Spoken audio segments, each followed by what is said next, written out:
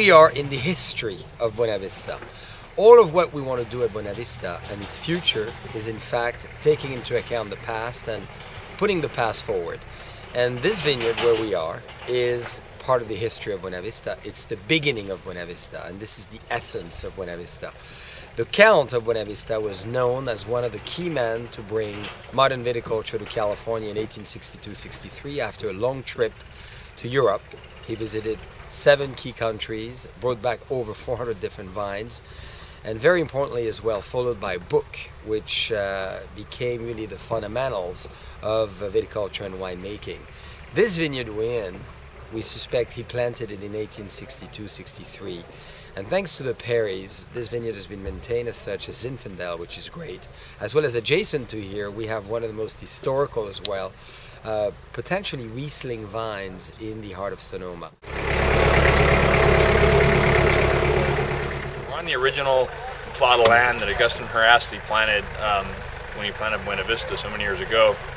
It was parceled off in sections, but we're doing as much as we can as a winery to try to work with growers who have vineyards on that existing land to try and kind of bring the whole Buena Vista community back together. I believe this was called Buena Vista Town at one point, and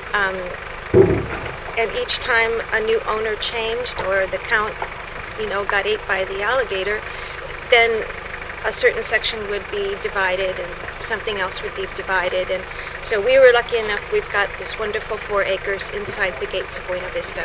And I guess, the minute I saw it, I knew it was special. It's farmed organically. It's a very gentle process. Old vines require special treatment, so we encourage them with some compost and cover crops and real precision pruning, a lot of handwork, high touch. The vineyard actually sets a pretty significant amount of crops, so we have to drop fruit a number of times in order to balance the plants. But it's a nice vineyard that's kind of adapted to the ecology of the site, and therefore remains pretty balanced on its own.